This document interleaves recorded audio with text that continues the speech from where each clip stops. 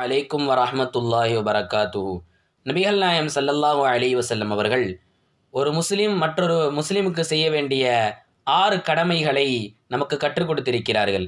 அதில் முதலாவதாக இதா லகைத்துஹு ஃபஸல்லிம் அலைஹி, ஒரு முஸ்லிம் மற்றொரு முஸ்லிமை சந்தித்தால் முதலாவதாக அஸ்ஸலாமு அலைக்கும் வரஹ்மத்துல்லாஹி வபரகாத்துஹு என்பதாக கூற வேண்டும். இரண்டாவதாக ஒய்தா தஆக ஃபஅஜிபுஹு, அவர் விருந்துக்கு அழைத்தால் அதுக்கு பதில் சொல்ல வேண்டும். மூன்றாவதாக அவர் உம்மிடத்தில் ஏதேனும் மஷூரா செய்ய நாடினால் அதற்கு நீ மஷூரா செய்ய வேண்டும்.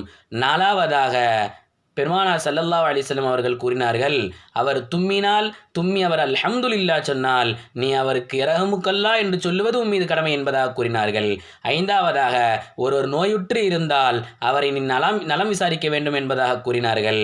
ஆறாவதாக உன்னுடைய சகோதரர், உன்னுடைய முஸ்லிமான சகோதரர் ஒருத்தர் மரணித்து விட்டால் அவருடைய ஜனாசாவில் நீ கலந்து கொள்ள வேண்டும். அந்த ஜனாசாவை பின்தொடர்ந்து செல்ல வேண்டியது உன்னுடைய கடமை என்பதாக பெருமானார் ஸல்லல்லாஹு அலைஹி வஸல்லம் அவர்கள் நமக்கு கற்றுக் கொடுத்திருக்கிறார்கள். நாம் வரக்கூடிய காலங்களில் அதே போல் நபிகள் நாயகம் ஸல்லல்லாஹு அலைஹி வஸல்லம் அவர்கள் எவ்வாறு நமக்கு கற்றுத்தந்தார்களோ அதே போல் நாம் வாழுவோம். அஸ்ஸலாமு அலைக்கும் வரஹ்மத்துல்லாஹி வபரகாத்துஹு.